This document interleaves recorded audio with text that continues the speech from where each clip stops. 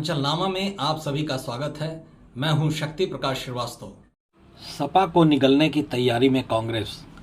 केंद्र में सत्ताधारी एनडीए या ये कहें कि बीजेपी को सत्ता से बाहर का रास्ता दिखाने की नीयत से देश के प्रतिष्ठित विपक्षी दलों ने मिलकर INDIA मतलब Indian national developmental inclusive alliance नामक एक गठबंधन बनाया था। हालांकि इस गठबंधन को बनाने में मुख्य भूमिका निभाने वाले JDU प्रमुख नीतीश कुमार अब इसके साथ न रहते हुए एनडीए के साथ चले गए हैं और बिहार के मुख्यमंत्री बने हुए हैं। उत्तर प्रदेश के संदर्भ में बात करें तो कांग्रेस और सपा यहां इस गठबंधन के मुख्य घटक दल हैं। दिल्ली विधानसभा चुनाव को यदि छोड़ दिया जाए तो अन्य चुनाव में सपा कांग्रेस के साथ गठबंधन में दिख रही है। बीते लोकसभा चुनाव में विपक्षी दलों को सपा सुप्रीमो अखिलेश यादव की अहमियत का पता चल चुका है।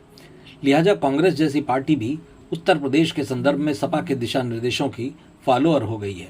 लेकिन हाल के दिनों में कांग्रेस के कुछ निर्णय ऐसे हुए हैं जिसके आधार पर यह कहा जा सकता है कि दोनों के बीच कुछ सियासी साजिश शुरू हो गई है, क्योंकि कांग्रेस अपने कूटनीतिक चालों के चलते सपा के जनाधार को ही चुनौती देने के मूड में लग रही है। कांग्रेस पिछड़ा वर्ग विभाग की प्रदेश कार्यकारिणी बुधवार को घोषित हुई। 197 सदस्यों वाली कार्यकारिणी में आबादी के लिहाज से विभिन्न जातियों की भागीदारी हुई। इसमें संतोष यादव, संकल्प नंदन सहित 31 उपाध्यक्ष और जितेंद्र पटेल को महासचिव संगठन बनाया गया है। इसी तरह 70 महासचिव और 95 सचिव बनाए गए हैं। मनोज यादव के मुताबिक नेता प्रतिपक्ष राहुल गांधी के सामाजिक न्याय के विजन को धरातल पर उतारने के लिए कार्यकारिणी में हर बिरादरी के लोगों को तवज्जो दी गई है।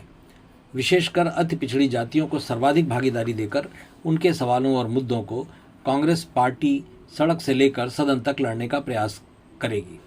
पार्टी की ओर से सरकारी नौकरियों को ठेके पर भर्ती किए जाने के खिलाफ व्यापक जन आंदोलन किया जाएगा। भागीदारी, न्याय के संकल्प और श्रमशील जातियों के सम्मान और उनके अधिकार के लिए कांग्रेस पार्टी पिछड़ा वर्ग विभाग के माध्यम से पूरे प्रदेश में जन आंदोलन की तैयारी कर रहा है। इसके लिए पिछड़ा वर्ग की घोषित कार्यकारिणी में कुर्मी 18, प्रजापति 13, नाई 10, पसमांदा 15, यादव 30, मौर्य, कुशवाहा, सैनी, शाक्य 18, राजभर 7, पाल 14, निषाद 7, बनिया 5, विश्वकर्मा 6, लोधी राजपूत 4, जाट गुर्जर 10, बंजारा 1, चौहान 2 सहित 11 अन्य हैं। इसमें देखने से ही लगता है कि सूची में सर्वाधिक महत्व यादवों को दिया गया है।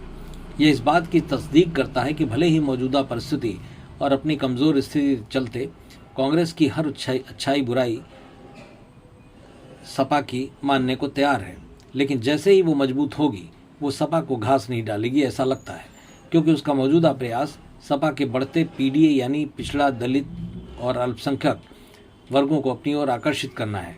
यदि ऐसा हो गया तो प्रदेश में सपा को सर्वाधिक नुकसान झेलना पड़ेगा। मतलब की बात में आज बस इतना ही। कल फिर मुलाकात होगी इसी समय, इसी चैनल पर। तब तक के लिए नमस्कार।